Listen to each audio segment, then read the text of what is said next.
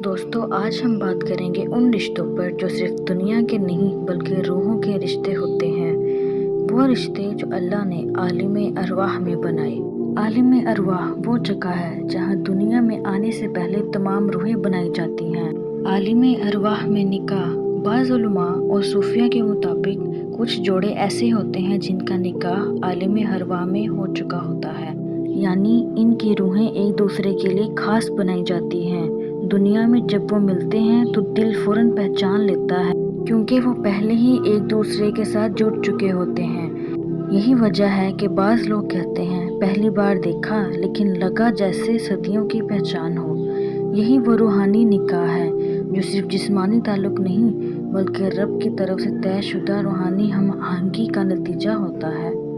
नबी करीम सल्लल्लाहु अलैहि वसल्लम ने फरमाया, रूहें लश्करों की मानिंद हैं, जो पहचानी जाती हैं वो मनूस हो जाती हैं और जो अजनबी हों वो जुदा हो जाती हैं। सही मुस्लिम। अब बात करते हैं रूहानी दर्द, यानी जब वो रिश्ता दुनिया में ना मिले तो दर्द होता है, लेकिन वो दर्द भी अल्लाह से जोड़ने वाला होता है।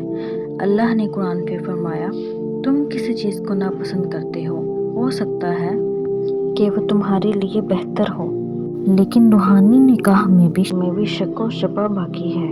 इस्लाम में आलिम अरवाह में निकाह की कोई कतई और तस्दीक शुदा फहरिस्त या लिस्ट मौजूद नहीं है, ना कुरान ना सही अहादीस में। ताहम सूफियाना फ़िक्र या बाज़ रूहानी अक़वाल में ऐसी बातों का तज़किरा ज़रूर मिलता है, लेकिन वो अक़ीदा इस्लाम का हिस्सा नहीं है, ना ही इनकी बुनियाद पर कोई शरई हुक्म लगाया जा सकता है।